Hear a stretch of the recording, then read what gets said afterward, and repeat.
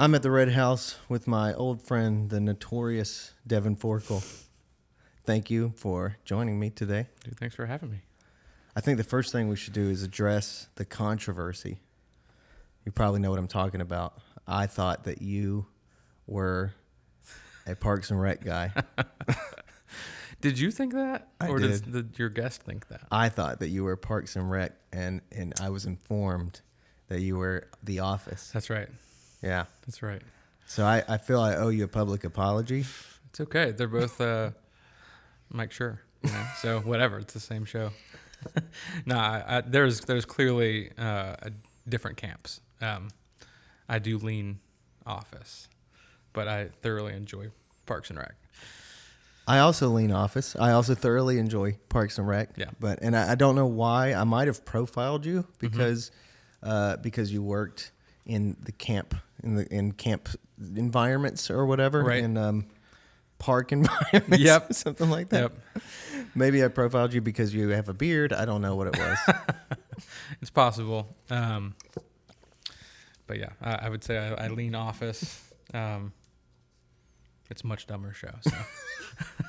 Gotcha. That's yeah. Well, thank you again for being here. Mm-hmm. So, as most of our shared friends would know, we've known each other for quite a long time through music.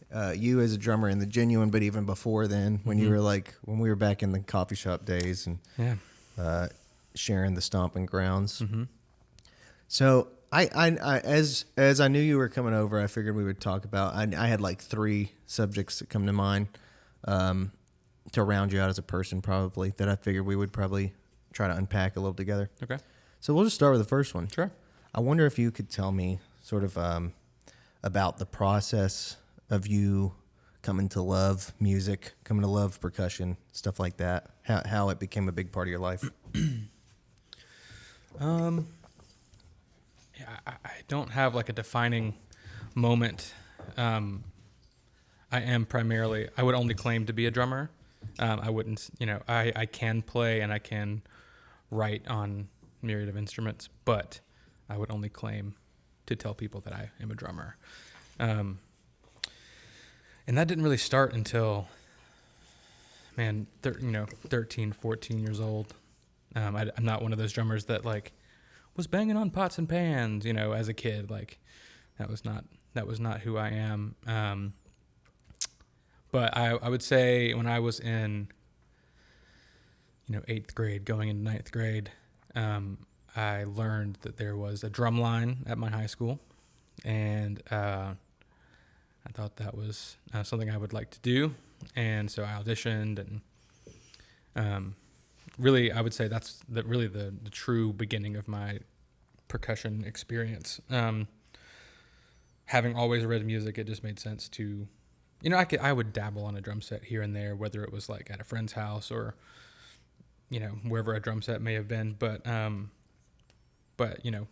whenever I got to high school, I was like, okay, well, I'll be on the drum line. I'll be, Drumline, the movie itself was around that time. Yeah. And, the main character's name was Devin, and I was just like, well, I didn't even decide any of this. I just have to audition for the drum line.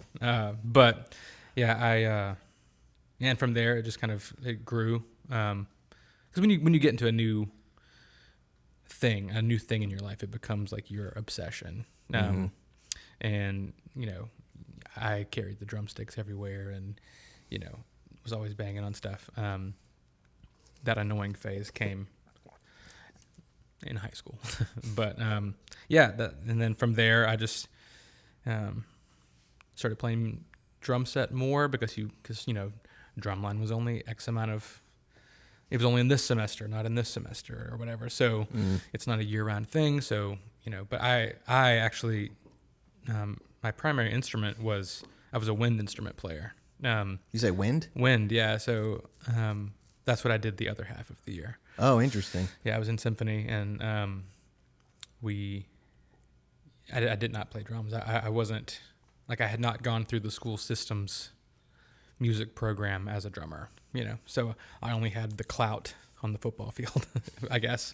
So I was able to do that. But the rest of the year I actually played bassoon which is a Bassoon. double reed instrument. Huh. I had no idea. Yeah, I started on trombone, and then my middle school acquired 2 bassoons, and they were unique and big and weird. And I was like, sure, no one else is doing it. I'll do that. Unique, big, and weird. Yep. That is It's my memoir title, actually.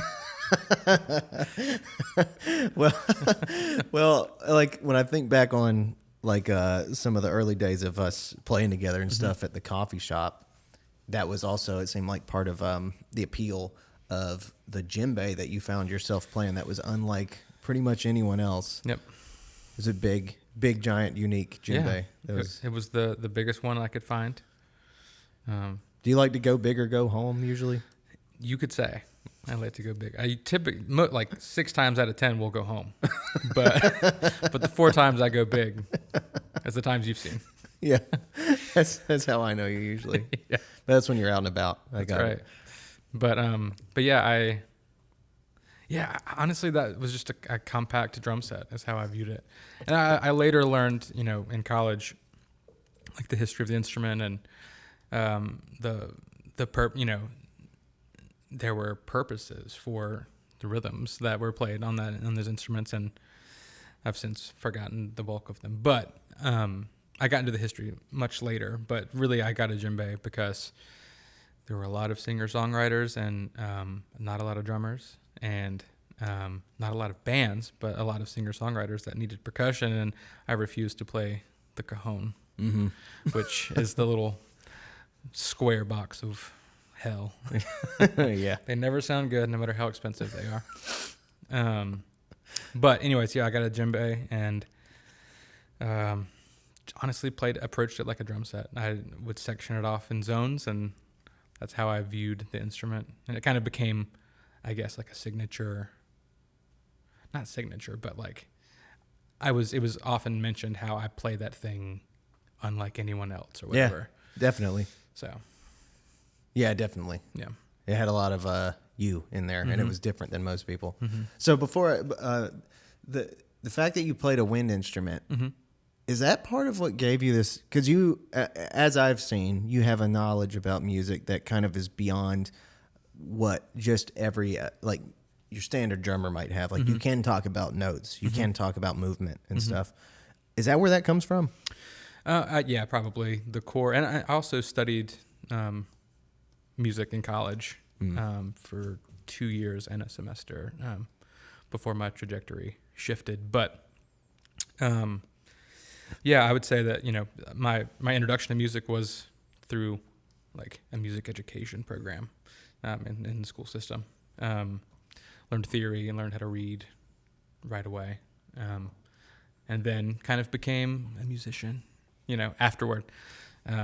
So I feel like I can always, and I have found it helpful in a situation where being a drummer, your very existence in the music world most of the time depends upon other musicians. So if you're not participating with others,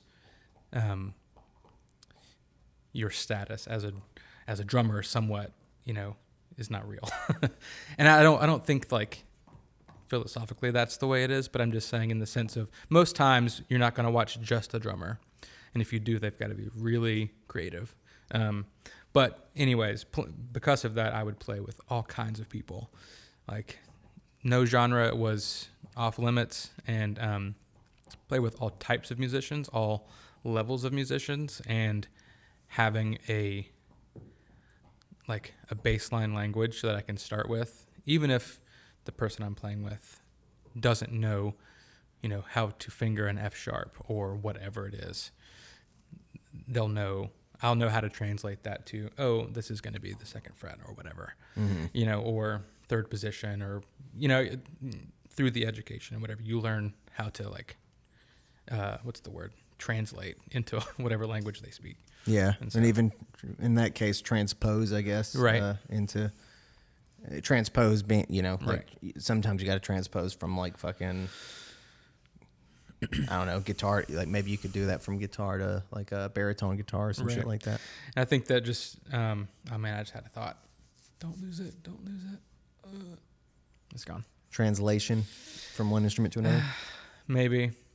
Damn. I'll blurt it out later, no doubt. I've done that so many times. Yeah.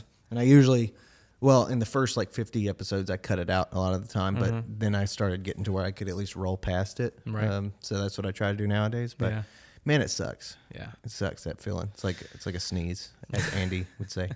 Right. It's like holding in his sneeze. He couldn't resolve the melody. But he does anyways. The Office. The Office. I think we should pepper in as many Office references as we can, Right. just to spite everyone that prefers Parks and Rec. We can do it. Yeah.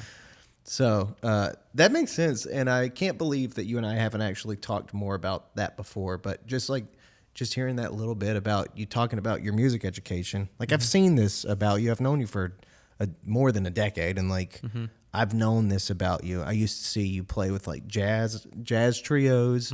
I've seen you play with every songwriter that I knew back then, but I've never really just like taken the opportunity to hear you talk much about actually having that equipment in your vocabulary that's different from a lot of drummers I've ever played with who kind of only speak rhythm. Right. And that's cool, especially because you were able to take that, I guess, into your position, your role in like the Genuine, in a band that you were probably most instrumental in. Yeah. And using that vocabulary to its fullest, I guess. Right. I remembered that thing, so I'm going to say it Nice. before I forget it.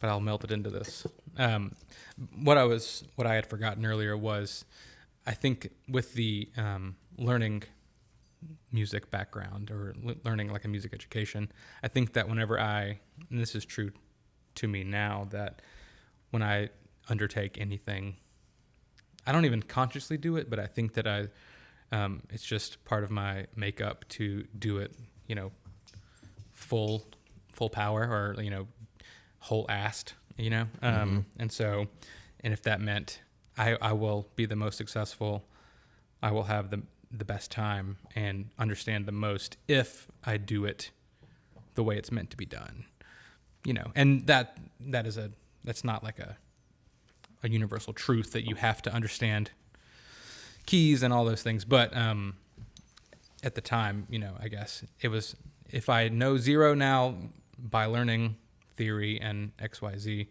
I will have the most success at this.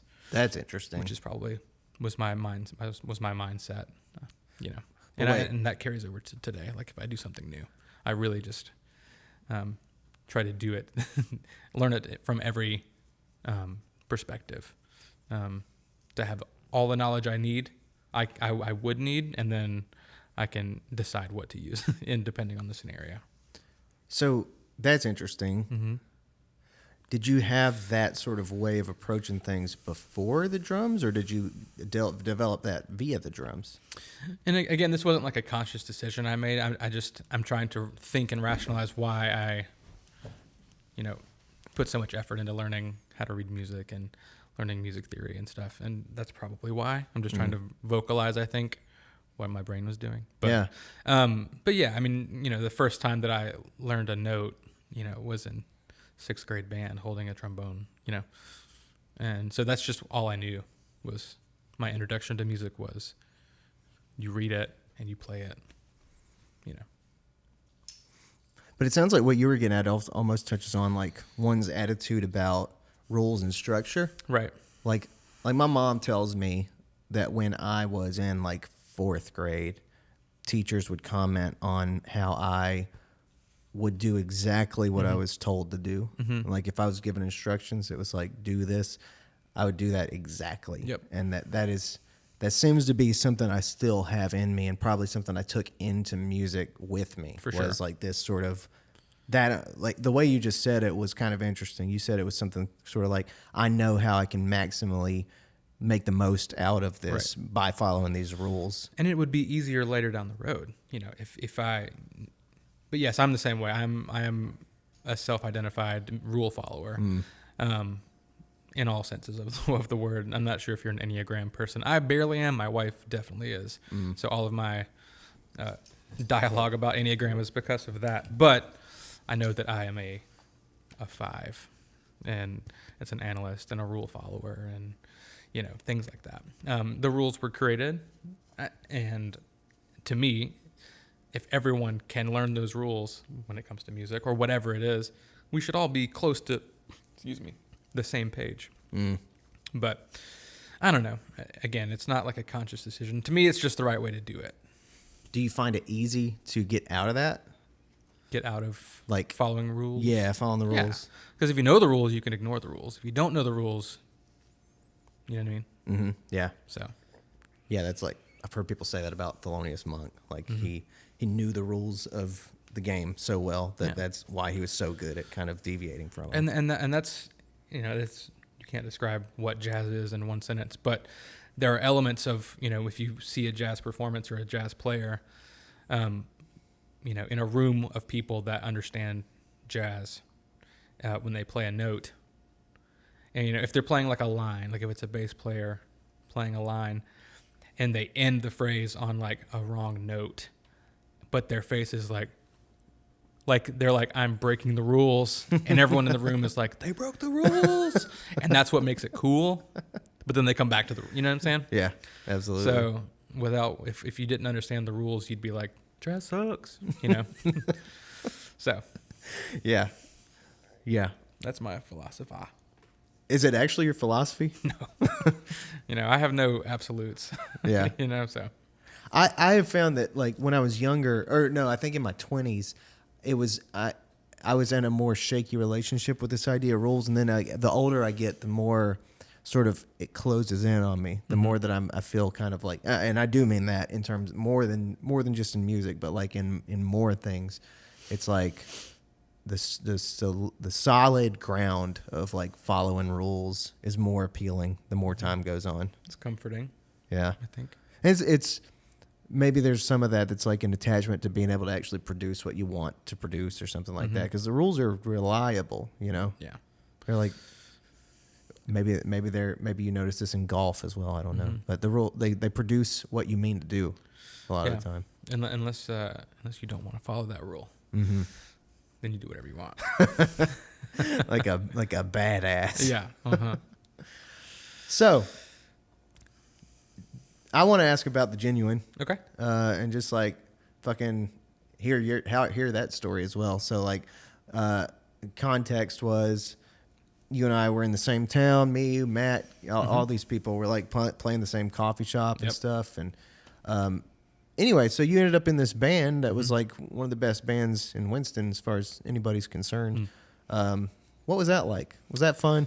It was fun. Yeah, yeah, it was fun. I miss that era of Winston. I miss that, and like the scene, when there was one. Yeah. I miss that era of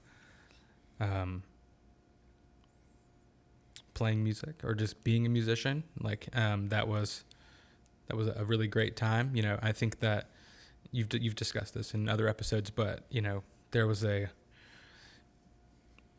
no doubt that the garage would have something amazing happening pretty much any weekend, or and you were actually a big part of that with the gallery hops and the I forgot what you called it. The music gallery. The music gallery. Yes.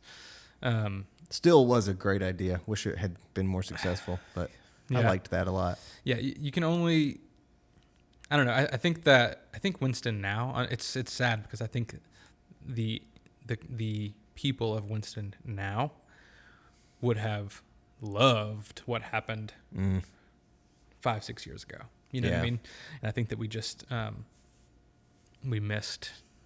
I don't know, but anyways, with the Genuine, I grew up with Kate and Matt too later, but they started playing. Matt had a bunch of songs. They started playing, and I saw them for the first time at Sika. Oh yeah, that show. Yeah, God. And I think that they had. It was either farewell hymnal or it was the shuffle. Yeah, with the you. the big shuffle. Like Yeah, the, and the all I winners. remember about you is because I remember within the shuffle there were some parameters, not a ton, but there were some like, you know, points are allotted in this certain amount of time, and if you extend past 5 minutes, which for you I know is hard, you start to lose points. And I remember the first thing you said after the first time I saw Matt and Kate sing. You were like, well, there's no way I'm going to beat that. So this song's 7 minutes long. Yeah. And you just played an amazing song. Anyways, so I was soon after that I think it was actually for another shuffle that was coming. They were like, I think maybe Matt, maybe Kate was like, we should get some drums. And I was like, I've got this djembe. And That should be a T-shirt. I've got this djembe. just me like this with no djembe, just my arms. But yeah, so it was. I remember meeting at I think Kate's apartment at the time, and I quickly tried to learn like 3 songs because with the shuffle if it went well for you, you had multiple rounds. You had to do 3 to 4 things. Yep. But and so I learned a handful of, at the time, Matt's songs that Kate had adorned with her voice and like arrangement. And yeah, it was at Cranky's, I remember, but that was the first time I played. And I think that something happened that I don't know if they were ready for, I wasn't ready for. I was just, at the time when was that? I don't know when that was. I was definitely going to college, I think, or in college. So 2008-ish, 2007, 8-ish. But anyways, yeah, I had not. It was weird to play music with Katie at the time. I had never really played music with her as like a fully formed artist. Yeah. So that was weird, and then it was such a good outcome. I think that it was a lot of fun, and we pursued that, and we grew as songwriters, and I had my first opportunity to really lend an opinion to songwriting, and yeah, we just kept getting a lot of good opportunities to play, and then we just kind of grew as a band over the next 5, 6, 7 years. Yeah.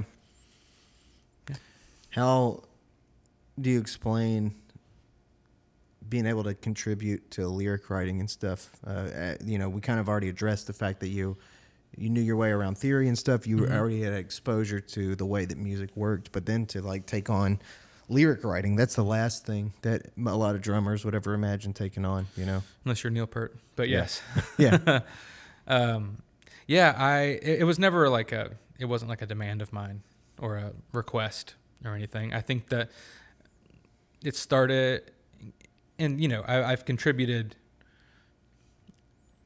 a percentage of lyrics, but I think my initial role in the lyric writing process was more or less like an active listener. Like I would suggest a better turn of phrase or something, as opposed to like submitting, here's a lyric that we should say, or we should write a song about XYZ. I was always trying to push for narrative writing, because that's my favorite form of lyrical songwriting.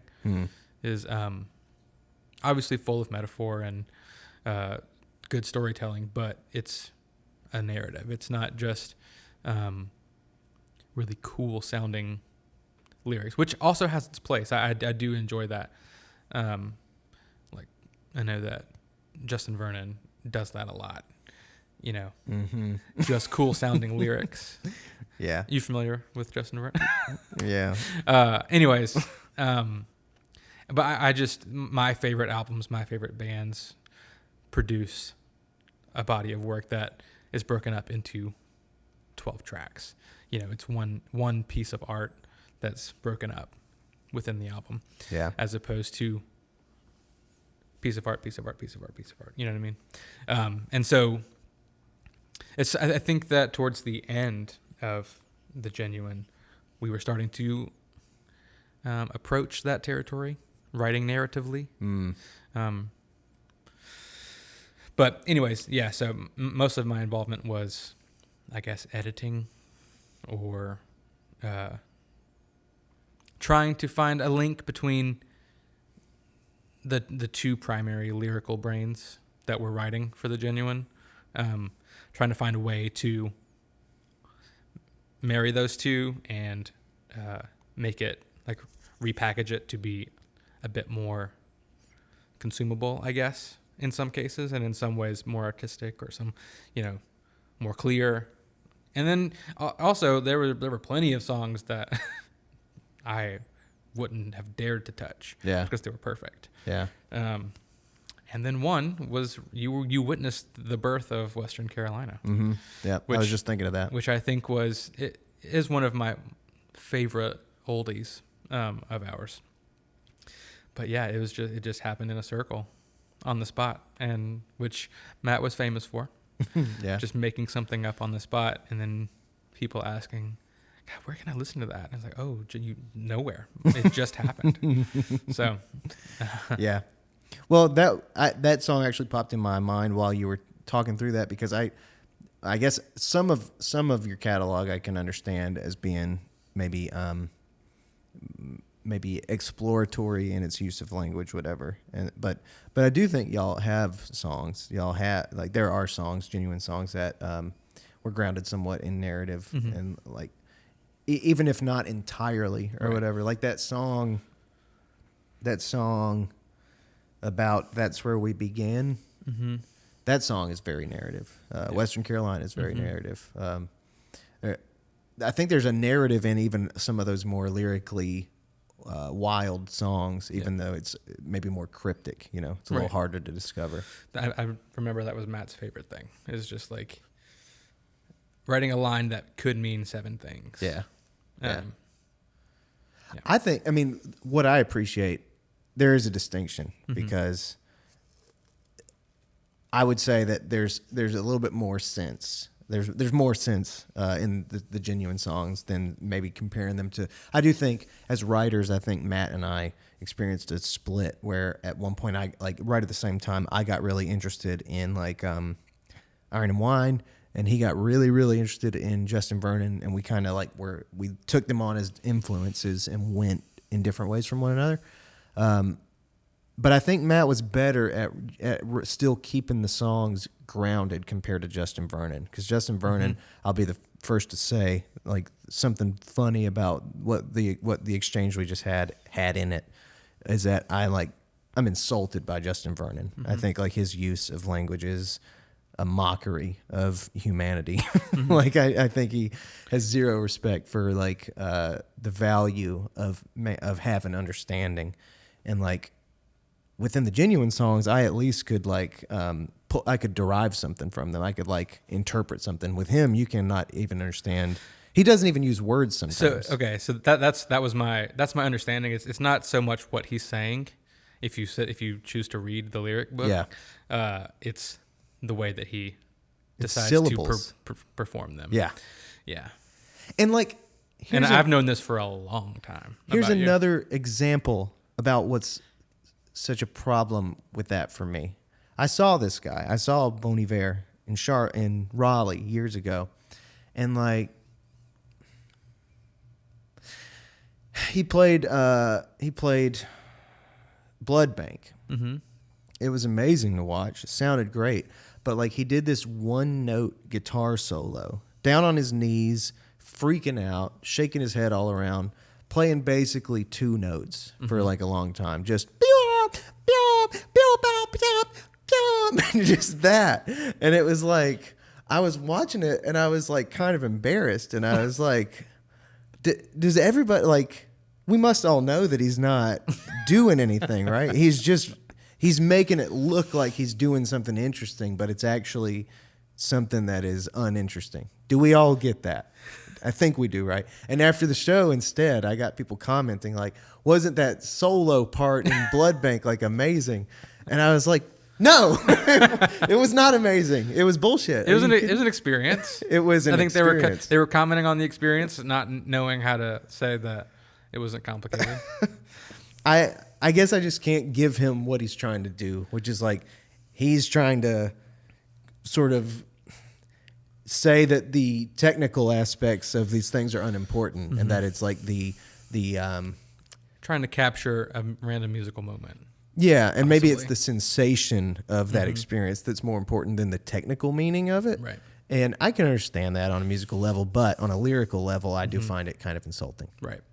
Because it's for like the lyrics that you lend to music that you're going to immortalize, will live forever. Yeah. And they should be. I know that they're important. I know that your I won't say newfound, but your relatively newfound revelation and philosophy of like language being important, falls right into why that bothers you. Yeah, it does. It's like we're mortal enemies in that regard. Me and Justin, and and he has written some fantastic songs, and some of his abstract lyrics are fucking genius. But it's just he just pushes a line for me. Yeah. But anyway, like I said, I mean, I do think that The Genuine is an interesting example of that. I would say a kind of better example of what that type of writing can do, because I think it was still confined by English, still confined by language rather than just like. There it is. That's what we were waiting for. There we go. That's Bon Iver. Here's a MacArthur grant. Just kidding. I don't know if he's won one. You want to be on Taylor Swift's new album? Oh man, yeah. He's like a whale, like hanging out with the orca. It's like Dory from That Beloved movie. I don't know. I know this is gonna be viewed by millions of people. I don't want to get in any trouble here. I get it. But yeah, I think that also something that I just thought of kind of is that The Genuine's lifespan. It's not officially dead, There's been no declaration that it's dead. That's good. But I mean, we're definitely, they've closed the door to our hospital room. You know what I mean? They're just like, they'll be fine. We'll come back and check. There's been no alarms going off. Anyways, but during the bulk of our lifespan as a band, we had the unique experience and unfortunate experience, I think, as you may understand, is existing as a band in multiple paradigm shifts of genres. And so what you were interested, not you, but like what a band was interested in creating, and influenced by, changed drastically about every 2.5, 3 years. We started out as this sincere, heartfelt folk outfit kind of thing. And then by the end it shifted dramatically into this. We're attempted to, and I think this may have been my fault, trying to drag us into a different, more alternative kind of band. I think that just with the songs we were writing and the arrangements I was interested in creating, not that it was exclusively my role, but I do claim to have really reared my head as far as like, this is what I think we should do musically, like sonically. This is what I think the product should be. And that just existed in a time, a 6 to 7 year span where what was hot was very different. And so I think that some identity issues, not issues, but the band was constantly trying to define our identity. Mm-hmm. The way you said that was kind of interesting. Mm-hmm. I don't know if it sounded like guilt or it sounded like regret or it sounded like what, but that didn't sound necessarily positive, mm-hmm. like that you feel like that. Do you have negative feelings about trying to go that route? No, I think that Matt and Kate, if you were to talk to them separately, would in some way agree that I I took the business aspect of a band, or the overall direction. I somehow took it on my shoulders that I needed to lead this. That's the way that I felt. I just had lots of opinions, I think, and I just often made my opinions loud. And in no way do I want to feel like I oppressed anyone's creative flow, or like anyone's, creative rights. But inevitably, when you're really passionate about something and you want to pursue that, and if there's ever any sort of convincing that needs to be done, I think for me, anyways, I will remember a little bit of guilt. I'm like, did I squash something, or this is what I think is important? So, you know what I mean. I hope that you won't keep feeling that way. Nah. I mean, I don't think you should. Like, we're all friends. We all know how it is, and we all have different personalities. And like in every band, somebody has to be playing that role that kind of is the force that moves things forward, especially in the realms of creativity. Like, I mean, with my bands over the years, sometimes that's been me, sometimes that's been other people, and I've been more in the creative zone of how the whole thing works as an operation. Really, with the trio, like, I was not the more administrative person, I don't think, in that trio. I think that was more John. And that usually is, like, somebody usually has to pick up some of that slack as others focus on the thing that draws in people's eyes for a different reason. Right. So I don't think you were doing anybody a disservice. Of course, I wasn't there, but and whatever. But it sounds like you were filling an appropriate role, probably in the band. Honestly, it probably came from I wanted to make sure to carry my weight. Like, I'm not performing vocally, I'm not performing instrumentally, besides on the drums. You know what I mean? I'm not like lending to melody as a product, like in a band. Abstractly, yes, you could say that I'm lending to the melody of a song with a drum part. But, as far as song structure goes and what people remember about a song was not my department. I was, famously, drummers are not the reason that you know what a band looks like.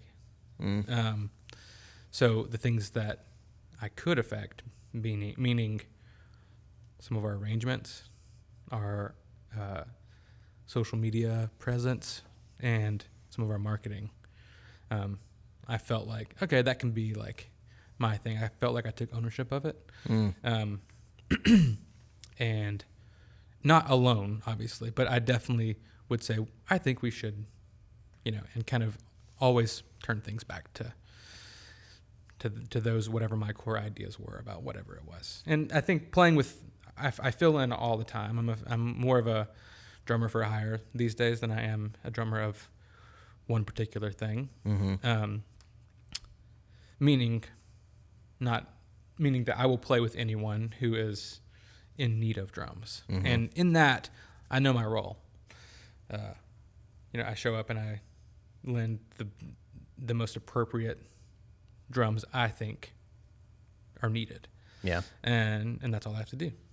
But I think with the Genuine, I was invested. And it was like my creative outlet. And so I was very passionate about it. I cared about it. I would say, looking back, I think I cared too much about the what the perception might be of anything we put out. There was never a casual post or a casual anything. It was like extremely thought out, like to the hour that it was going to be posted. Like it must fall within this hot post time, Interesting, or whatever, to get the most engagement possible. But anyways, I think that's, I look back and it seems kind of crazy. Well, I mean, so I think that for any stress that I may have caused, or any sort of like, that's a bad idea, or it should be this or whatever. And it wasn't that intense, but in those moments, that's how I felt, And so any time that I would have maybe potentially said, that's not as good of an idea as X, Y, Z is, that's the only reason there's any kind of, I don't even think guilt is the right word. Just I remember that. Yeah. You know. But I mean, it was also a different time. Yeah. And our relationship with social media has For sure. changed, and it keeps changing. But For sure. that is what you just laid out is one of the ways that it, like, I remember in 2016, I feel like 2014 to 2017, it was like, it seemed like Instagram was this really, really big deal. And like people didn't quite know how to use it, but did. And Yep. some people were doing it really well and some people weren't. And it was like, I remember once Tucker tagged me in something, and he tagged LaCroix in a picture. And it was like, LaCroix liked that picture. And that seemed like this really big deal.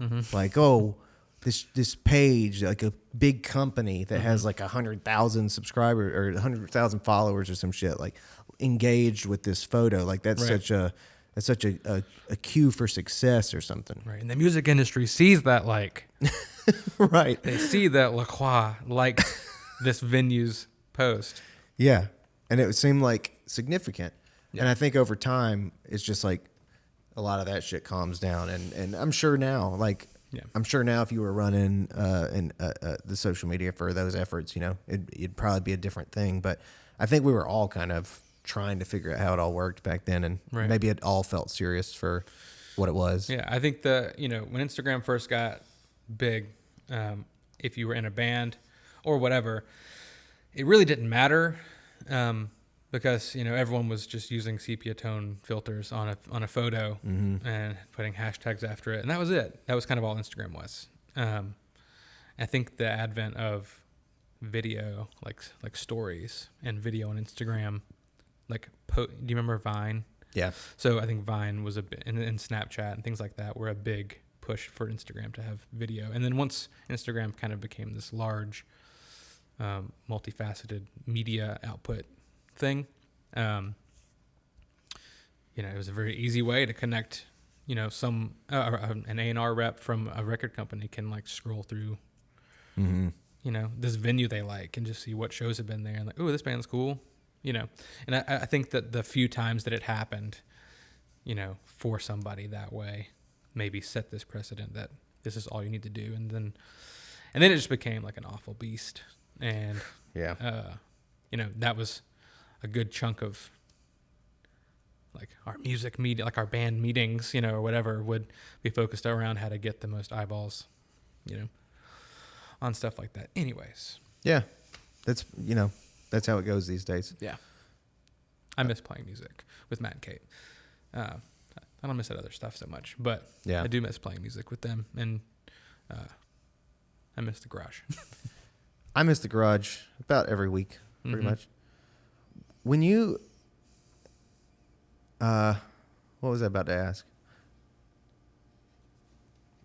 I wouldn't mind just hearing your take on something that I'm fascinated by. I think I asked Matt this, or maybe we talked about it a little, and I don't know. I hope it isn't a prying question, but the timing is interesting that you guys kind of gave it a big push to do the album, your most recent record, and it was kind of after that it seemed like I don't know. I didn't really talk. I didn't have a conversation with anybody about exactly what happened like right after that, but like. What was what am I trying to ask? What happened? What happened between like raising money to do this big release and then like that being followed with kind of the subsiding of the tides or whatever? Yeah. I really don't know. It was, like I said, like it was the decision. There was never a decision to stop playing. It just happened that way. So we, as a band, we've played shows, mostly local shows, local to this state or this region. But, occasionally we would play shows out of town, like, DC, Ohio, New York, whatever. But they were like one-offs, it was like go there, play a couple of shows and come back home. Yeah. And we would call it touring, that's something that we never did as a band. I I don't think the desire to do that was shared with everybody, for multiple reasons, whether it was couldn't commit to the risk of, not having a job behind us and then going to do that, like a substantial weeks long tour. Maybe the effort to set all that up was daunting, or maybe I think that there were times when, it was like, all we have to do is make a good album. We just have to make good content and it will happen. Things will start to happen more easily. We'll get reached out to, was sometimes the narrative of all of us. And so I think those things combined, plus the ticking hands of time, led to, we've put X amount of money into this amazing, probably the best sounding body of work, the best quality, I guess. And now we did not have a plan in place to what to do after. I think that in some ways, I think that was the thought, we'll make this amazing thing, and because this person played on it and this person produced it, whatever, it's going to lend tons of attention to it. Which is just not the case. It's not a realistic view, I don't think, of how that works. And so, yes, it was an expensive album to make for us at the time. Which is why we had such a push to help get it made, because we could not afford to have all of it, to pay for all of it to be made. And so we thought that if people want to help us and want to hear it, then they'll help us. They can help us pay for it a little bit. Not if they want it, they can pay for it. But it was a good thing to do. Kickstarter and GoFundMe were a thing, as a tool for fans to directly contribute to a product that they want. And then after we released, I think that so much of for me, I'm only speaking for myself, but a lot of my attention was to making a really good album. And I think that maybe I think I needed a breath afterward, because it's not a quick process when you work with when you work with a producer and you work with lots of musicians that are not in your band, and you work with mastering engineers that, you've got to schedule things with, versus people you've met. It takes longer. And so I think we just kind of wanted we did it. We're at we made it to the finish line. Let's let the album do its thing. That's the equivalent of letting a dish soak in the sink before you wash it. Yeah. I'm going to let the album do its thing. And then you just have a stinky plate after a while. But yeah, I don't know if that really answered your question, but yeah, it did. Yeah, I would say that's what happened. And then COVID happened. And a lot of venues were closing or doing online shows or recording and then releasing, which that is the last thing that the Genuine ever did, was part of that live series that the Ramcat did. You would record it and then they would release it on an XY date. And I can't remember, I don't know if they were free or you bought a ticket still, or they were free. They were free. They were just on YouTube. What were they called? Something Home Sweet Home. Yeah. That's the last thing. They're on Facebook as well. Yeah. That was the last thing that we did. It was not up to our standards. Your performance, our performance. It just became it became a labor to rehearse. It became a labor to to find time for it. And again, that made me feel more guilty, because I was like, we've got to do this. And in no way do I want to feel like some kind of, general, ordering the army, we've got to do this. It's not good enough. But we did have to practice because we were going to play a set. But I think that it was just not, it was not our best thing, and it was just our last thing. And so that, that just hurts a little bit, but I know that people have seen us, hundreds of times, and they know that we are a good band. Yeah. So that's not really that big of a deal. But yeah, that was the last thing that we did.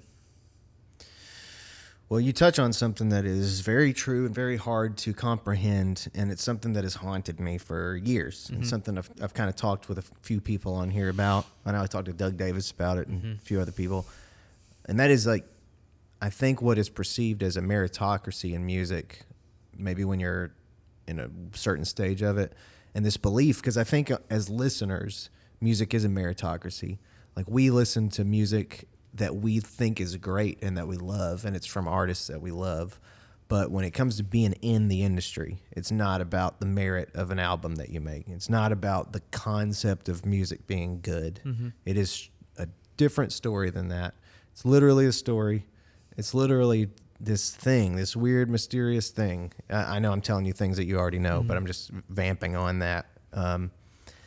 I hate it about the music industry, honestly. I wish that there was some kind of way that it was about a criteria people had for, like, a standard of music that they listen to. But the more I keep my eyes open, the more I realize it just isn't. It isn't what it is. It's a folklore. It's a fucking legend thing. It's a thing about making people believe in the hype of the artist and the fucking story that they tell, and the victim that they are to their own circumstances and the degree to which they've overcome them, and the exciting thing it is to behold them in their natural environment and all this shit. It's everything but music in many ways, you know? And so it's an unfortunate reality, but it is nonetheless a reality. Right. You know? Yeah, I think that, I mean, if you're looking through the lens of an industry of any kind,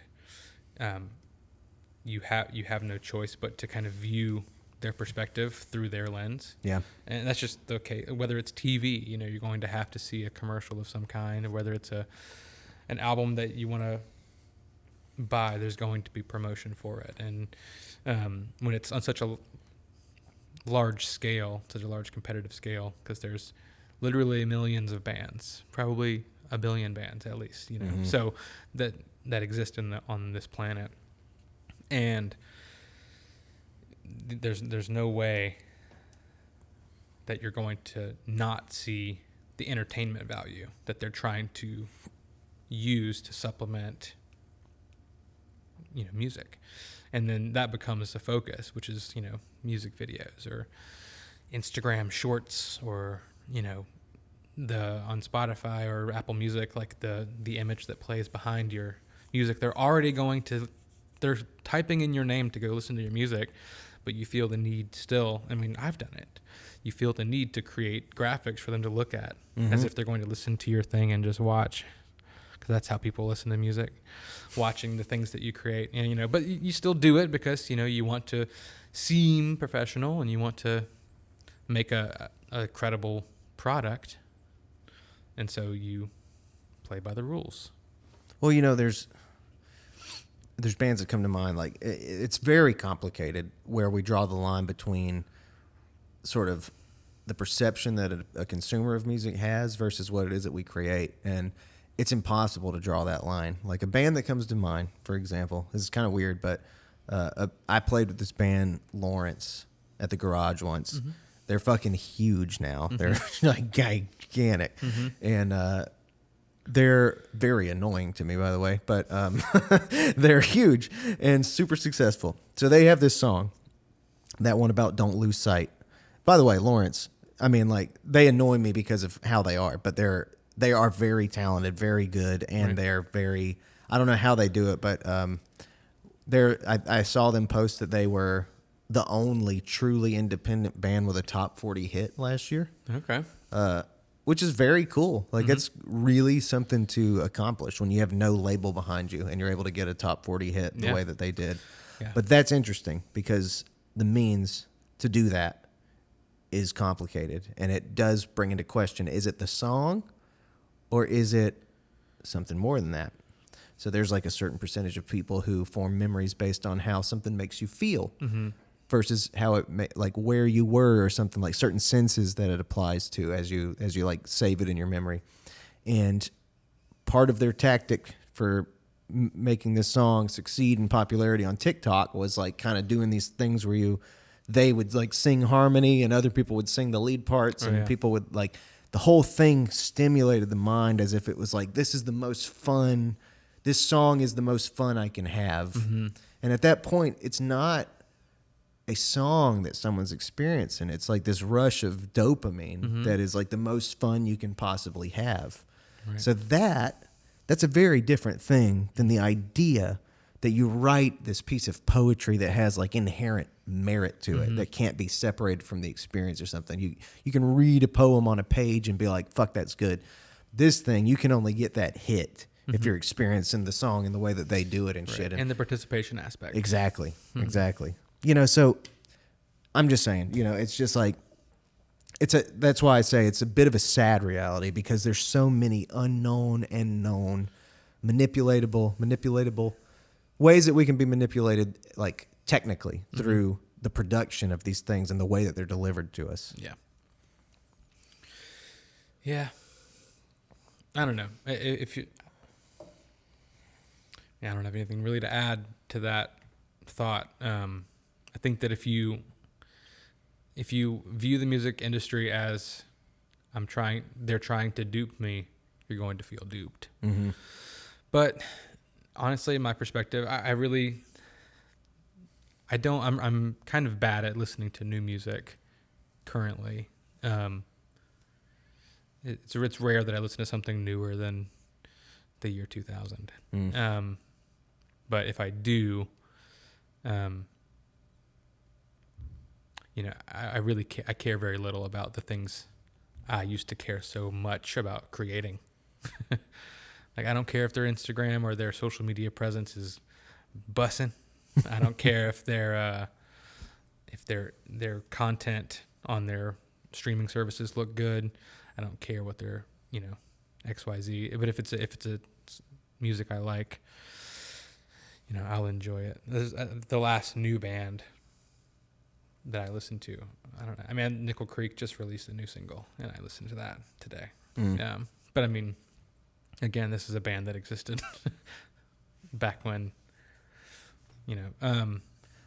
I hear new bands, but the thing I notice is that I don't get attached to new bands. Like, I don't know if you use like daily mix stuff and like new release radar and shit like that, but as new stuff comes out, I'll listen to those things and I'll stream in my car. And when I hear one that I particularly like, I like heart it so that when I want to go to my loved songs, I can hear it again. But I pay zero attention to who the artist is. I like, it is such a 1 in 100 thing that I would be like, I like this so much that I'm going to go to their shit and listen to their shit for a while. Right. It hardly ever happens. Yeah.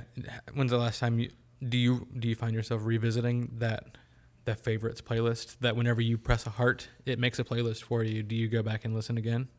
I did when I was like fairly new to Spotify, because I'm late to everything. I'm like one of them consumers that like waits till it's a proven thing before I spend money on it. So I was like way late to it. And I remember like 2 summers ago, I was using that a lot. Now I don't use it as much, I don't think.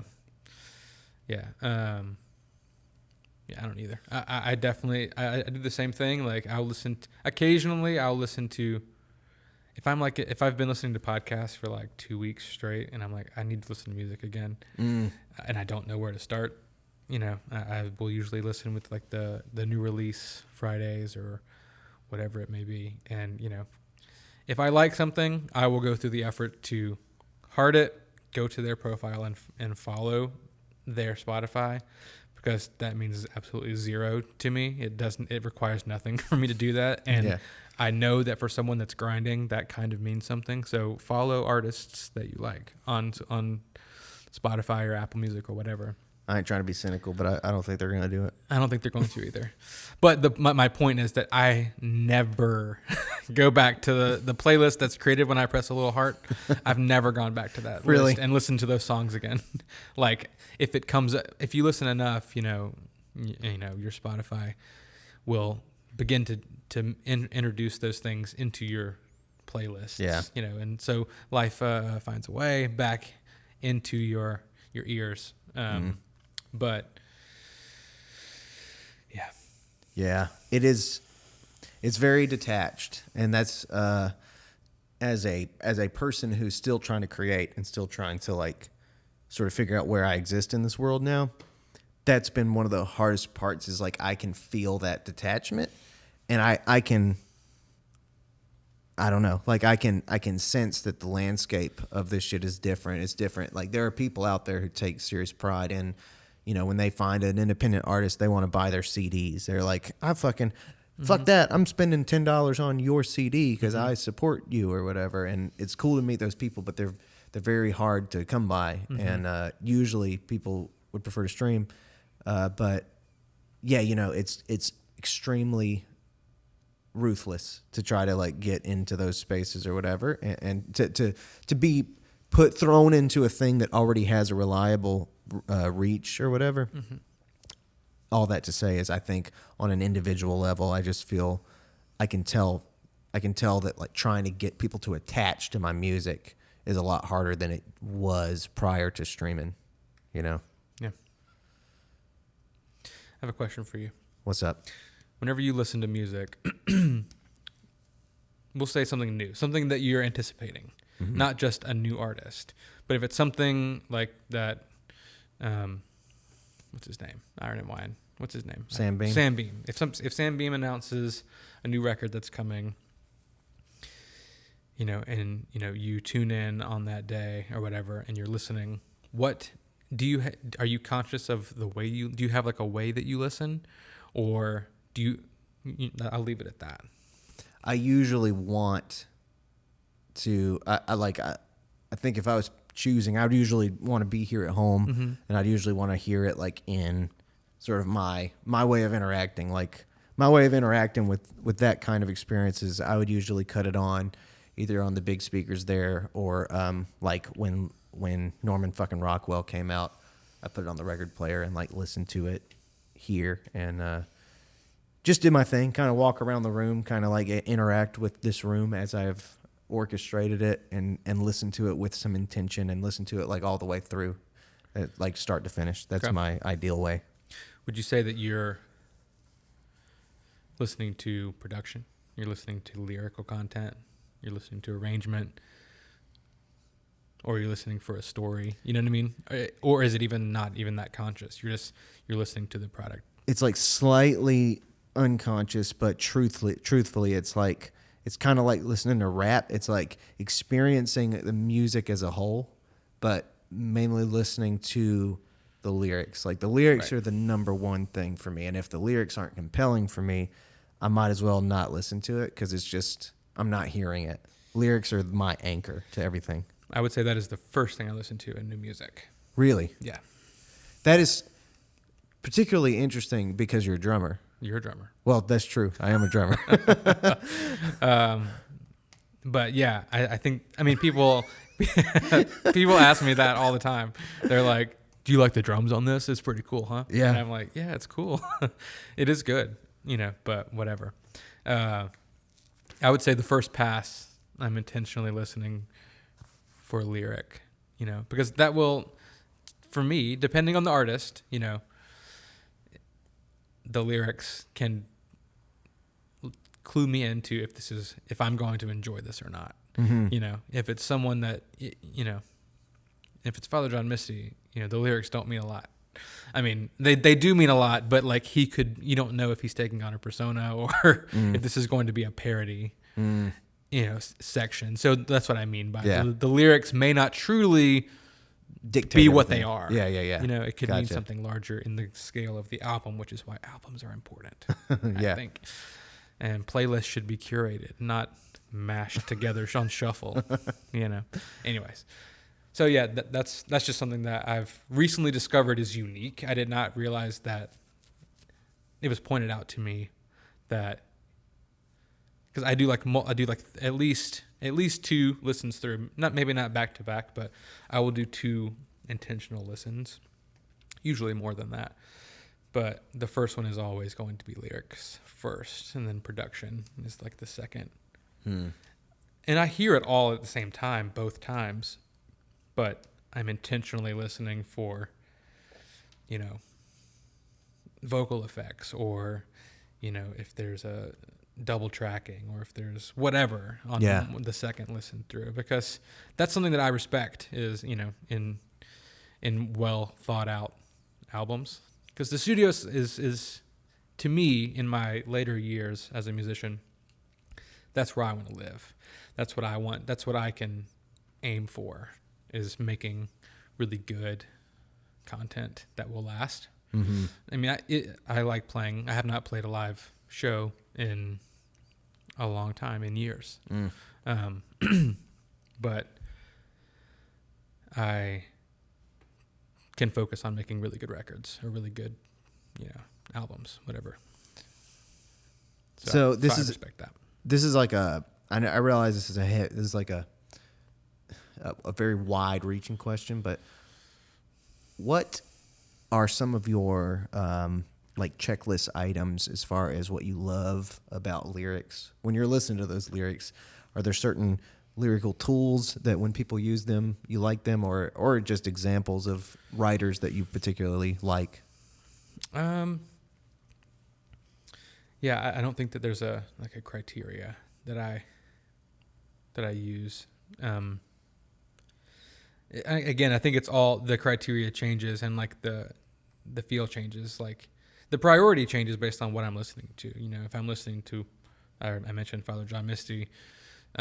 That's the last new artist probably that I sought out and listened to. Mm-hmm. You know, actively, and that may not be true, but that's like sticks out in my head as like someone that is new. I have never heard it before, going to listen to it, and then every time there's a release announced, I am on deck waiting for it. You know, but you know, if something new is coming, lyrics are going to be like the story he's telling, the grammar choices he makes. To me, grammar is very important to use and to misuse. Mm-hmm. Like choosing, you know, to use improper grammar is also an artistic choice. Or like what if there's a theme to the entire record, finding out what that subtext is. I want to be impressed. I want to be impressed with the art of it, if it's someone like that. But if it's like King Gizzard, are you familiar with King Gizzard and then the Lizard Wizard? No. The real band name. They're a killer band. King Gizzard and the Lizard Wizard? That's right. No. Very famous band. But they can't be summed up into one sound or genre. But lyrics are one of, like, it's really low on the list of things I care about from that band, because their production is so rad, and their vocal effects and like their overall tone, their musicianship, like their arrangements are really good, but that takes precedence over the lyrical content for me. So it really depends on who you're listening to. Yeah. But yeah, if it's going to be lyrics that I remember, they're going to have ideas, and just beautiful poetry, like not just wordplay, but like things that I connect to, and they can't know what I will connect to. Right. That's up to me. And even if it's something I don't necessarily identify with, I can still think that it is art, or I think that it is really, really good, even if they're saying something that is an idea that I don't believe. I'm still going to be attached to it. I can be attached to it. You know what I mean? Yeah. If it's sincere and it makes me react, you know. So. Are you aware of any lyric writing sins? No, I don't think so. I don't think there's. No. I guess don't use the word orange. That's a pretty good one. Nah, I don't know. Whatever they are, I think Justin Vernon commits a lot of them. Well, how do you know? That's a good question. I need a fucking whale interpreter's handbook in order to figure out what the songs are. Do you think that, you know how some shows have have interpreters? Do you think that he's ever had one? And they're just like, their hands just go up like that.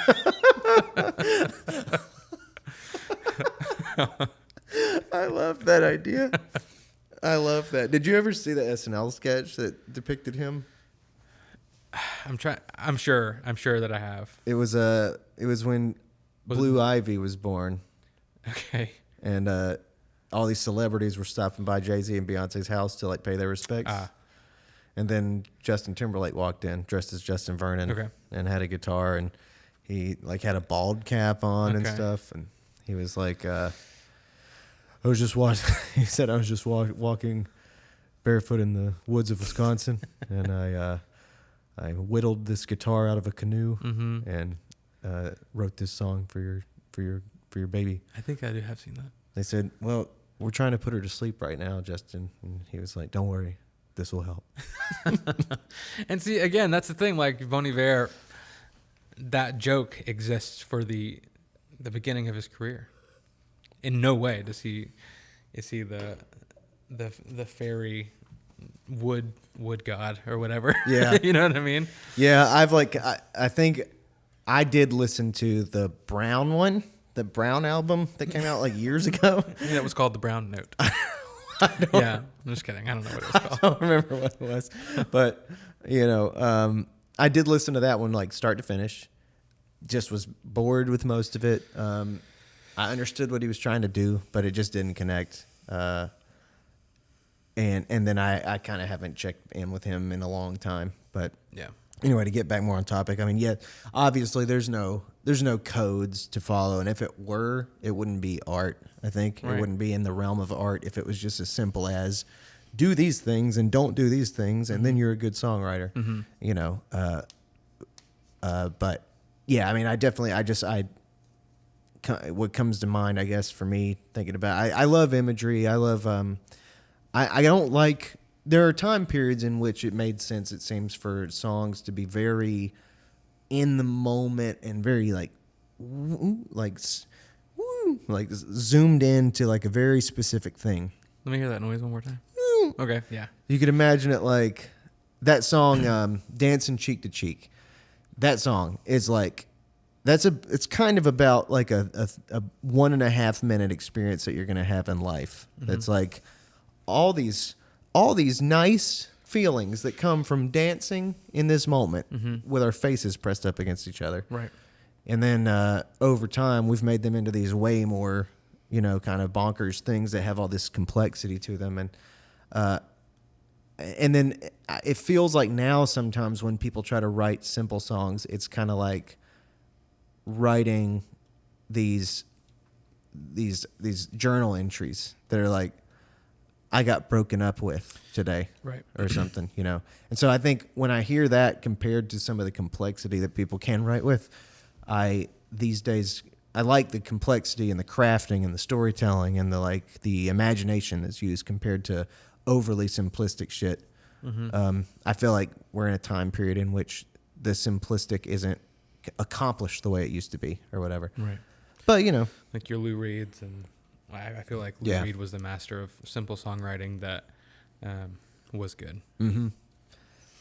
This might be a horrible example, but I remember when R. Kelly was putting out one of his last big releases, he commented on that. He was kind of like trying to write like Sam Cooke, because he was like, they used to be able to just like summarize so much into such simple terms, like, oh, I love my woman as much as there's sand on the beach, something as simple as that. Yeah. Are you a big Bob Dylan fan? Not. I wouldn't say big. I was. There was a time where that was part of my identity. I think folk music and Bob Dylan, and yeah, I do appreciate what he's done for music, and I don't think I would go see him. Yeah. I'd like to think if Bob Dylan was here now, he'd be a believer. A believer? Yeah. Yeah. I have no opinion. I liked Purpose, one of his albums. It was good. Bob Dylan? Nope. Bieber. Bieber. Yeah. I was a believer for that 1 year. Is that the one with pitches? With what? Pitches? I don't Get know. my pitches in Georgia. No. There used to be this peach stand that was like on the way to Valdosta, Georgia. Okay. And it said, it was just a shitty little fruit stand where like a highway ran into another one. And it said peaches on the side, but it was Peches. And we would... Patches. Patches. And we stopped and took pictures at it one time. Patches. Nice. Yeah. So anyway, that's where Justin Bieber gets his pitches at. Yep. Is down in Georgia. According to songwriting. That's right. Yeah. Who knows? You know, he could be telling a story that someone told him. You never know. Could be. Is it overrated to hate on like popular musicians? I think so. Yeah. I just think that, I mean, it's just a lot of effort to prove to people that you don't like it. Yeah. And like to prove the masses are wrong. Yeah, like who cares? I don't think that you're cooler because you don't like Justin Bieber or Taylor Swift. But what about like Meta? The Meta Justin Bieber concert thing. Like I gotta admit, I had like even know. I'm so bad with current. I don't. I'm not like reading. You know the Facebook You're blog. a huge fan, man. I'm not like, and that's cool. That's cool.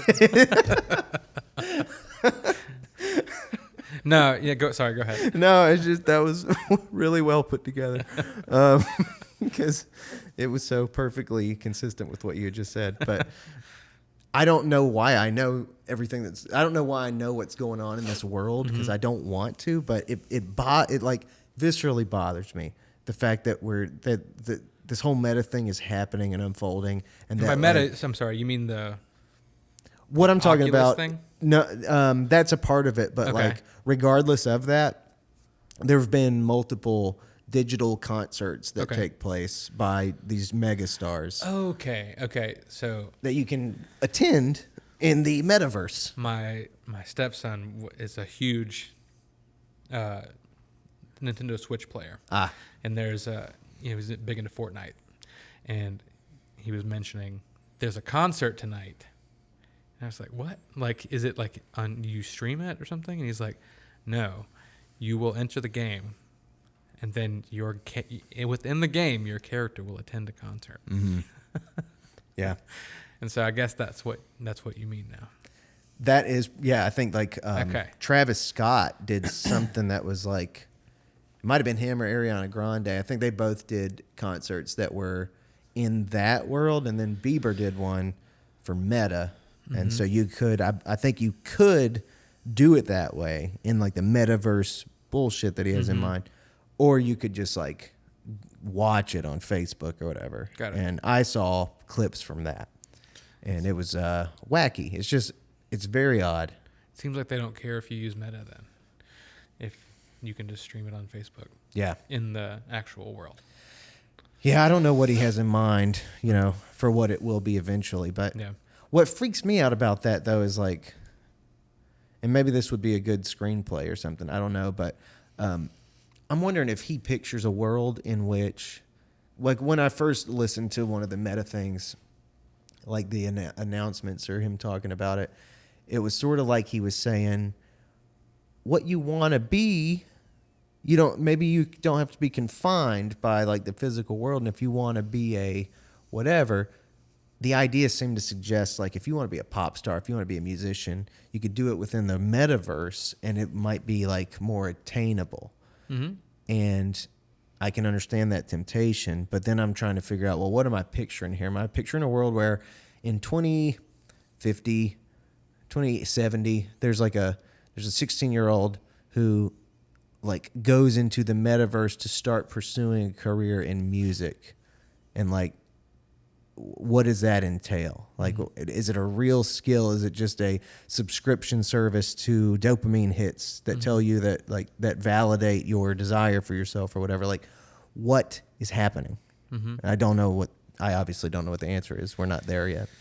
Yeah, I don't know, but if that ever happens, when that happens, you know, we will have been musicians 50 years prior. That's true. So Drums that made noise. I think that we'll be saying things like, our drums used to be hit, or whatever.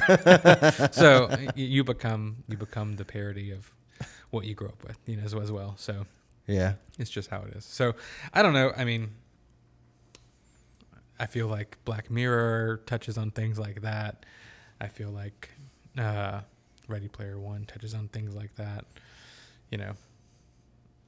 Where you're promised this life, or there's a possibility of a life that can be lived to its fullest in a chair, or not even about physically limiting you, but just like your freedom happens in this world. And I don't know. I don't think that's a crazy idea. I mean, whatever. If you want to spend money doing that, I'm sure it would be. I would try it. I don't know if I would be super invested in it, but they've been trying to do VR for like 40 years, man. Yeah. Like I remember when I was a kid, I had a virtual reality set. I think that was found maybe at a garage sale or like a thrift store or something, and it was head-sized binoculars. It was like those military binoculars that are like this wide, but it had little legs on it, and you would put it on the ground and you'd lay on your stomach or sit down or whatever, and it was just like a video game right here. It had a controller. It wasn't really, but It was called like, I think Virtual Boy or something like that. I actually know what those are. Yeah. We had one of those as well. Yeah. I wonder if you bought it from our yard sale. I might have. Never know. Did one go missing? Yeah, we don't have it anymore. Yeah. Yeah. Well, I don't either, but who knows? It was in Northridge. I remember a yard sale. I remember we had a yard sale. Maybe you came to it. Maybe I know one. I know one of our schoolmates came to it. I remember seeing her there. There you go. Oh man, when do you think, if people were to ask you, when did you meet Devin, what would your answer be? Because I don't know how to answer that question. Like for the first time? I don't know, because you're one of those people in my life that I feel like we have like 3 starts. Yeah, for sure. I knew of you and knew you when we were younger. Yeah. But then not. And then again. Exactly. So which I had that experience with Matt too. Right. And also like in the coffee shop days, I remember like just different people worked there, and I would be like, oh, I was in 6th grade with this person. I'd be like, do you remember me? I was in this class and blah, blah. And we would like rediscover that we knew each other years ago or whatever. Were you homeschooled or private schooled or something like that? A little bit of everything. Okay. Yeah. That's why we weren't in school together, I don't think. I was at Woodland until like 2nd grade. Okay. Then I was at Mount Olive for 4th and 5th grade, and then Chestnut Grove for 6th grade. Okay. And then I was gone. Gotcha. Yeah. Gotcha. You were class of 09? 08. Oh. Mm-hmm. I was a King Elementary kid though. But you went to Chestnut Grove? I did. Mm-hmm. Class of 08? We were in 6th grade. I was at Chestnut Grove, I think 2000, 2001. We were in 6th grade at the same time then. Did you have teams? Teams. Remember the teams? Like A and B? I'm sorry. Wait, am I mixing up schools? Were you there for like the school, the houses? Kinda. Were there houses? Like, it was obviously a very Harry Potter type. The middle school was exploration, imagination, and investigation. I'm really not sure. Anyways, within that, there were teams. Like, I remember my English was like, I was the team shark. That's all I remember. Anyways. I was in Miss Holler's class. That sounds familiar. But I also know that word holler, so I could be saying that sounds familiar. Could be that. She was my homeroom teacher. Okay. I had Mr. Janowski. Uh-huh. Did you have him? Nope. I know him. We might have been in like different different things. Either way, so... Like you went there during 9/11, right? Correct. I remember watching in Miss Stewart's class on the TV. Yeah, I watched in Mr. Janowski's class. So we had a half day that day, right? Yes, obviously. Yeah. But the weird thing was... national tragedy. Do you remember the superlative, or not superlatives, like the like Spirit Week or whatever? Like, the concept of schools doing Spirit Week. I was like on a lot of drugs back then, but go ahead. In the 6th grade. I mean, you know how it goes. Well, either way, it's Wacky Shoe Day, or it's Yes, okay. So it was Spirit Week for some reason. And on 9/11, it was, of all things, Twin Day. Oh, Jesus Christ. Me and Cooper Smith you dress alike like your friend or whatever. Uh-huh. And we were twins on Twin Day on September 11th. So a double we'll never forget. Sorry. Jesus. Yeah. Anyways, so we did not meet in middle school. But we were there. I remember going to Pizza Hut with you. Really? When we were kids. Really? And your sister, we went with your sister, and I remember she choked on a cheese stick, and I watched your dad pull it out of her throat. Oh, that's pleasant. Because she was choking. Why were we there? I don't know. Oh, I was like hanging out at your house. We watched that Jackie Chan movie where he skis. He's like a spy, and he was skiing down a hill. Did you know my cousins or anything? I don't remember. I wonder how this happened. That might have been like maybe, did you go to like I'm sure this is riveting conversation to I'm be sure. having us discovering things. We're fine. Yeah, fuck them. Anyways. Not fuck y'all, but you know what I'm saying. Did you go to like a fun club or any kind of after school care? I'm trying to think of the link of why we would have hung out but not gone to the same school. Yeah, no. But anyways. They just left me. Like the bus would drop me off, and I would spend. I raised myself pretty much. I know we listened to Papa Roach. Papa Roach. Mm-hmm. I remember that guy. Mm-hmm. Wow. Yep. Were you popular? In middle school? Yeah. I don't think so. Were you like I felt the difference. Tried to be a skater boy, probably. Some of us were. Me and Dylan V were trying to be skater boys. Yeah, I used to really want to hang out with Dylan V and Trevor and Trevor Noah? No, Trevor Reese, was that his name? Yeah. Yeah, one of Dylan's buddies, and I was just like, they had the mohawks and the leather jackets, and I was like, dude, that guy's so cool. Yeah. And me and Dylan would talk, we were in a lot of the same classes. Mm-hmm. And so, but that man was prolific, beyond his years. And I was actually thinking about him the other day. Yeah. He was, anyways, I don't want to He was great. Yeah. get emotional, but I get it. But yeah. Yeah, I mean, we must have crossed paths. So we must go all the way back to that. I remember, I think for me, the start of me knowing Tyler Nail was Jukebox Riot. Oh, God. Oh, wow. I auditioned for a band. Tyler Nail made me audition for his band. And it went swimmingly. This phrase has not been uttered in a while. Jukebox Riot. Yep. Yeah, so that band had a lot of different phases. Mm-hmm. God, that was like when I started to learn how impossible this shit was to try to keep people together, like wrangling wet cats into a toaster oven. Yeah. It's just like it's not going to happen. Right. But I think that was the first time that we played together. Yeah. Which is probably my first, that's when we met. When we played together for the first time. So when I got out of school and started hanging out with musicians and running around town, a lot of different dots were connected. And there was a guy that I used to hang out at his place in Walkertown. And so it was like me and a guy from Walnut Cove and a guy from Walkertown. And that was Jukebox Riot. And then it was like shifted around to have some of the King guys. And then it started being the ensemble that started being up there at the coffee shop. And then you came about.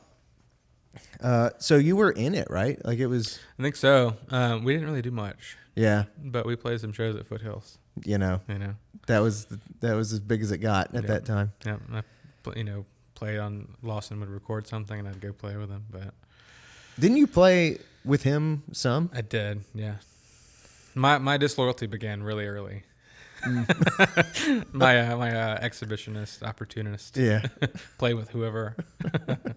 Was not loyal to anyone. Yeah, you did play with everybody. I did, but at the time there were very few drummers, and so I saw a need, or I saw I could, and I think that I did that in college too. Had I not gone to college, I would have had so many more gigs in Winston or the Winston area.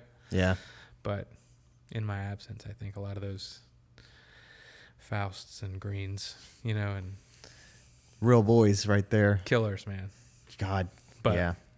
And so much that there, I mean, I'm sure there is in other instrumentation too. And like, I'm more, these days, I'm more of a guitarist probably than I am a drummer, but like, I see personality in drums more than I do guitar. I'm so like, don't give a fuck about hearing people do like solos and play electric guitar and shit like that. Like, not interested, but I can watch people play drums. Yeah.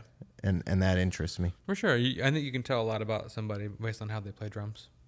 I think because it is a bit more coordination is probably required than other instruments. It is multiple limbs and you're sitting and you've got to not only problem solve how to get from one drum to the next, you've got to do it in time and you've got to do it with style and with dynamics and good quality and Style's right. yeah. So one of my favorite things I ever heard that I've carried with me a lot was when in this thing my dad showed me Neil Peart when he started taking like jazz lessons, and the guy that he started getting instructions from said something like, "Where does dancing happen? Like, does it happen in the steps where it went like when people step in the right place at the right time?" And like he said it more interestingly than this, but he said, no, that's not really where the dance happens. The dance is what you do with like your legs and arms in between those steps. It's like how gracefully you present those steps. And that was his kind of philosophy about drumming too. It's not about like this movement. It's about like the beauty in which you can play the instrument and how graceful and how like natural and shit you can. It's funny because he's one of the most mechanical looking drummers. Rest in peace, but still. Yeah, absolutely. He does so much. Like you can't do that many notes and look like smooth as butter doing it necessarily. But I don't know. But yeah, it's just funny watching if you can watch any video of him and he's just like so focused. Yeah. That too. Yes, it's like a downward sticking. Yeah. Sticking chicken.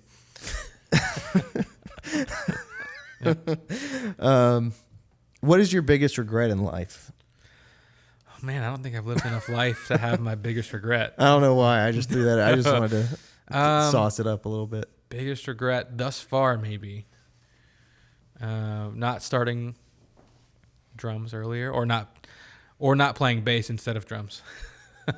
I think that I'm a bass player in my heart. Really? But I cannot. I can play a bass guitar, but I think that I cannot take the drummer brain out of when I've tracked bass. Really? I've tracked bass a couple times on some things, like demos usually, where I've written bass parts that have maybe made it through to the final version of something, but that's very rare. But wait, what is the difference as far as you can tell? Say that again. Wait, like when you're trying to play bass, but your drummer's mentality is interfering with it. What is that creating? So it is just very linear and very it's very percussive almost. And yes, bass is again. There's no rule. Excuse me. I'm very burpy. I had lunch before I came here. Sorry, but there's again, it's even hard to describe because I don't know how to think like a really good bass player. But I think that I was once told by a producer like the part sounds like a drummer wrote this bass part, and I tried to unpack what that could have meant, and I think that it was too rhythmic. I was almost playing drums with my strumming rhythm, like my plucking rhythm. Matching too much to the bass, as opposed to there being some sort of cohesive pocket between the drum part played by me and the bass part played by me. It's really hard to separate those two. So I don't know, but like I think thinking like a bass player, as far as like the freedom I think that a bass player is more responsible in knowing the key and the knowing the rules of a particular thing more than anyone else, because They need to know where they need to be, and they need to know where they can stray from that. Yeah. And whether that's a rhythmic stray or melodic or sonic stray, that depends, because I think it's true. you know what I'm saying? Yeah. Like, you've played with bass players that are good, and I don't mean they can do a lot of runs, but they know how to be. Mm-hmm. Like, I know you've played with Kenshin, he's played bass, and I know Teddy's played bass, and all kinds of guys have played bass. And I would say they're very different bass players. Oh yeah, 100%. Both great. They do different things really well. Yeah, as I think about it, every bassist I've played with, I do notice their personalities as well. I think Greg is a hybrid. It is the type of instrument. Drums have a little of this, but drums, it's so noticeable it could be comical. But bass is one of those instruments that absence is almost as much of a playing as presence is, which is not the same as acoustic guitar. Like rhythm sections in the higher registers, it's like they can just stay in there, and it's sort of like you might be oblivious to the precision of the instrument. You know what I mean? Because it's more like a chiming. But bass fills so much large space that it's like when it's taken away, it changes the dynamic of the song. Right. I think syncopation on a bass is different than syncopation on a drum set. And syncopation being, where the notes fall in relation to the pulse or the tempo or whatever. So, you can have a really syncopated, cool rhythmic thing happening on a bass that if you do the same thing on drums, it's like, oh, cool, it's a cool drum part. But when a bass does it, you notice the absence, the space in between the notes more than you do with the space between the notes on a drum. Yeah. Yeah, I think that's exactly right. Yeah. So, okay, random ass question. I'm just throwing you some of the fun podcast questions. Let's have fun. All right, you're picking, let's say 5 songwriters that their catalog, like an alien comes to town, right? And he comes to your house and he's like, can you introduce me to sort of what songwriting is and what it can be? And that'll be not only, that'll be used, I already speak your language, but this will help me understand poetry in your language. So you got to pick 5 songwriters 5 to introduce the poetic English to this alien. Who are you picking? So specifically lyrics. Let's say, I think that I would probably, if that happened, I would say I would direct them elsewhere. If they asked me, I need to know how to understand lyrical poetry. Sorry, no speaker. I would just growl, I think. But as far as I think I can comfortably answer songwriters or overall artists. Okay. And but that would require them to have written, good lyrics, probably. Yeah. This is actually a question that I have asked people on many occasions. Really? I would say, what is if they ask what an album is, where would you guide them? Damn, that's a good one. Yeah, what is I've heard of an album. What is a music album? And I always would say The Wall. Okay. By Pink Floyd is, to me, I would say it's not the best, but it's definitely the bar in which I measure the quality of an album, like a themed album. It's just the story is incredible. The execution of the music is, anyways, I won't go into why it's my choice, but yeah, I would say The Wall. I would say that Phil Collins does a great job of writing albums or just writing in general, especially as a drummer. His song to be primarily a drummer and to also have currently out in circulation an album called The Singles, which contains 40 of your top 20 singles that you've released in your career. If you have a double LP's worth of that as a drummer, yeah, you're one of the world's best songwriters. Yeah, that's something. Man, I don't know if I can do 5. You have to. He has a Kendrick Lamar. lightsaber. I would say Kendrick Lamar is an incredible artist. Okay. As far as just the product he creates, the commentary that he speaks on, I don't know, man. I think those are three good ones. I mean, She's dreaming. those puppy dreams that Yep. I hear. Yeah. Well, I'll 3 is fine. Okay, 2 more. Justin Bieber and Taylor Swift. Taylor Swift. Yeah. Justin Timberlake. Yeah. Fair. Justice Bieber. Yeah. Justice Beaver. Instead of crime fighting beaver. It's from the yeah. Office. Well, I would obviously pick Winter to Winter, Devil, Life Lessons, Under Evergreens, and I guess Feathers. Okay, that's pretty good. Is this Taylor Nails? Taylor Gnarl.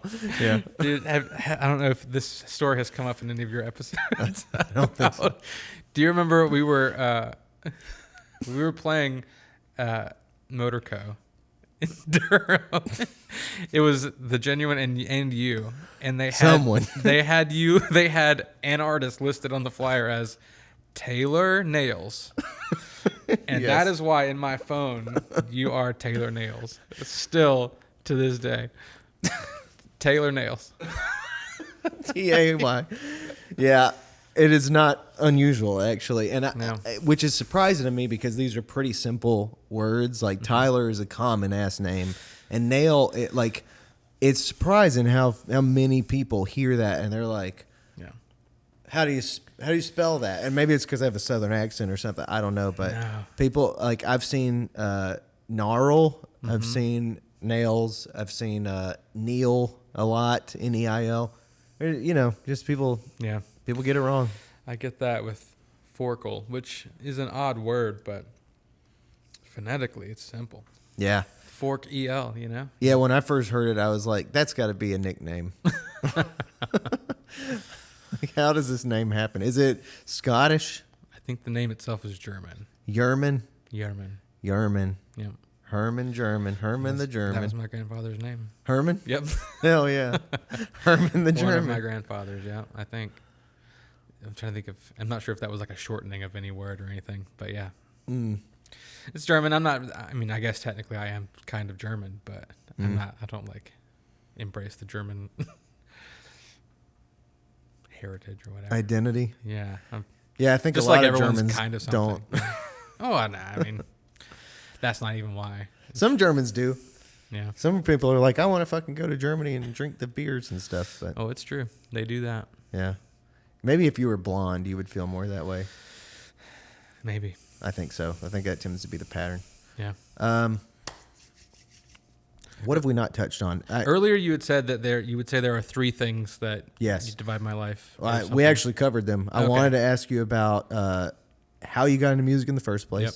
I wanted to ask you your perspective of kind of the genuine stuff and that story. Right. And I wanted to ask you about songwriting and Yeah. lyrics and stuff. The main thing being I wanted to ask you about like kind of how you assess the quality of lyrics, which, obviously there's no concrete criteria for that, but Yeah. wanted to hear what you had to say about it. Yeah, I don't know. Sometimes I don't have an expectation, but sometimes I think appropriate anything to me is impressive because it's very easy to, if you're good at something, to draw attention and be flashy.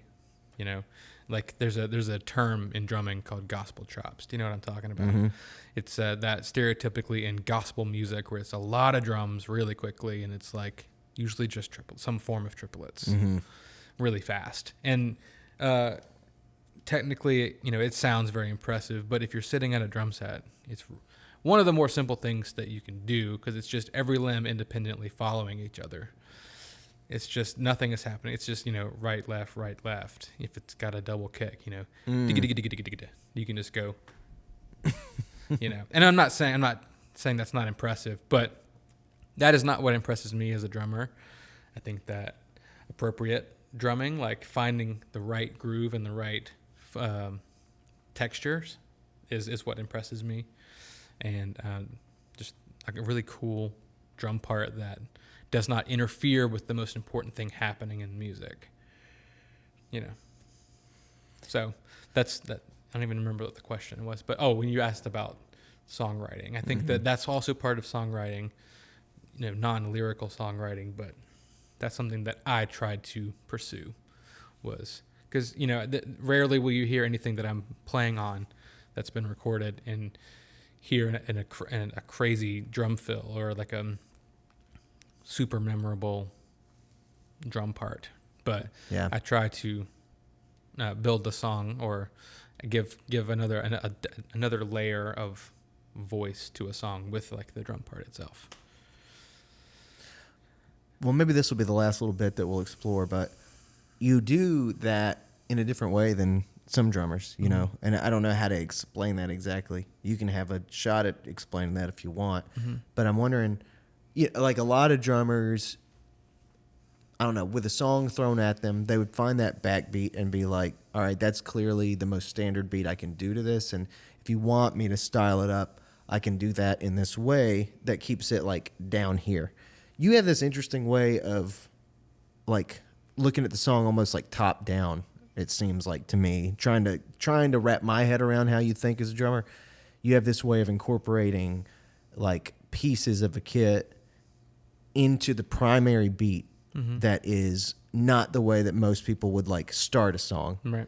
What is the thought process like trying to like go into that? Yeah. I actually have thought about that because I think that I don't know much about actually producing or engineering. If I were to, I'm currently finishing a studio in my home.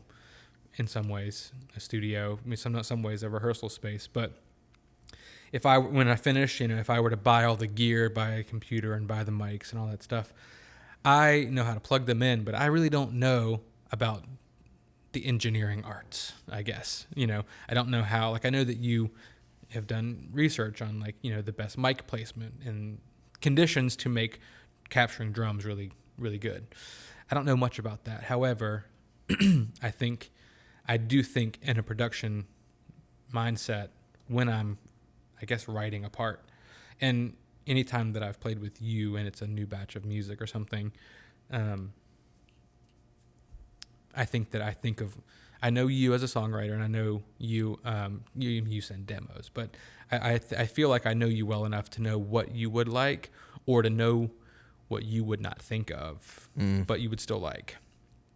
And so, again, that's just me trying to be an appropriate drummer, is like finding things that you will be glad you asked me to come join you for. You know what I'm saying? Yeah. Like solidify my value, I guess, to your music to make it better ultimately.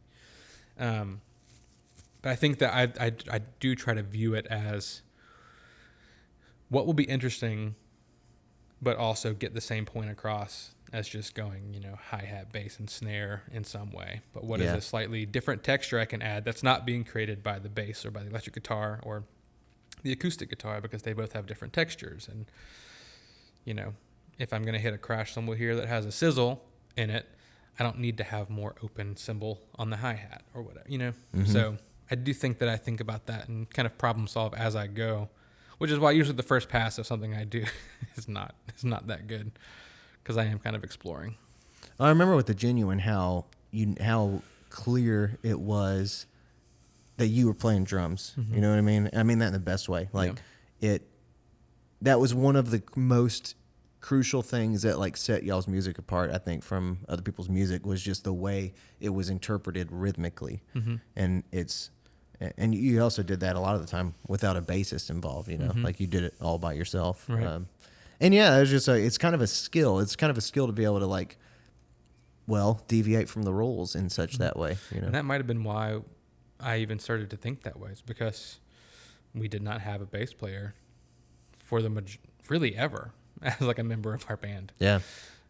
We had friends that would play on big shows and stuff, but I don't even think on our first record, I don't think a bass was tracked. No, I don't think it was. In any way. Yeah. And it probably kind of shows, but I think with Matt and Kate primarily living on the lower register of the piano, and me rocking a lot of tom is something that someone said to me one time, like, you rock a lot of tom. And I was just like, all right. But yeah, I did carry a lot of the low end on drums, and I think that was a necessity. Like, this sounds thin, need to beef it up, and it just became, I think, part of my drummer identity. Yeah. That translated to the djembe bag too, which is why I got the biggest one I could. Well, it was cool, man. Yeah. And it still is. Yeah. It's not like I guess I worry sometimes. I talk so much. I mean, because you know why? Like, we talk about the scene in past tense in a lot of ways because like things are just dead right now. Honestly, like we have the Ramcat to play at or Gas Hill or whatever, but that's pretty much. And maybe apparently some shit is changing in the broader area that I'm not aware of. Like, I just discovered there's some listening room in Lexington, I think, that I didn't even know about. Maybe shit is getting better. Maybe more opportunities will come around soon. Not that the opportunity that we have currently is a bad one. It's just that there's not a lot of variety. And like compared to the days of the garage, just not the same as when we were in our early 20s or mid 20s, Right. and like that was all we did was like make enough money to go do that on Friday and Saturday. Yeah. There were enough venues and enough bands happening that we actually got mad when certain things were billed at the same time as our show. Yeah. You know what I mean? Not mad, but like we had reasons to complain and because there's too much music happening tonight. Yeah. At too many different places. We maybe won't have the turnout we were hoping for because they're going to be at this other small venue or this other small venue.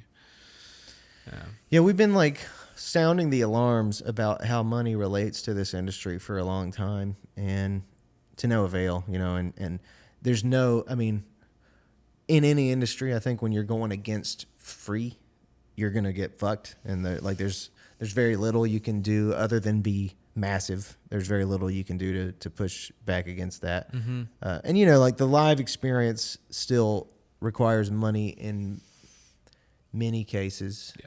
In our town, there's still some questions about that.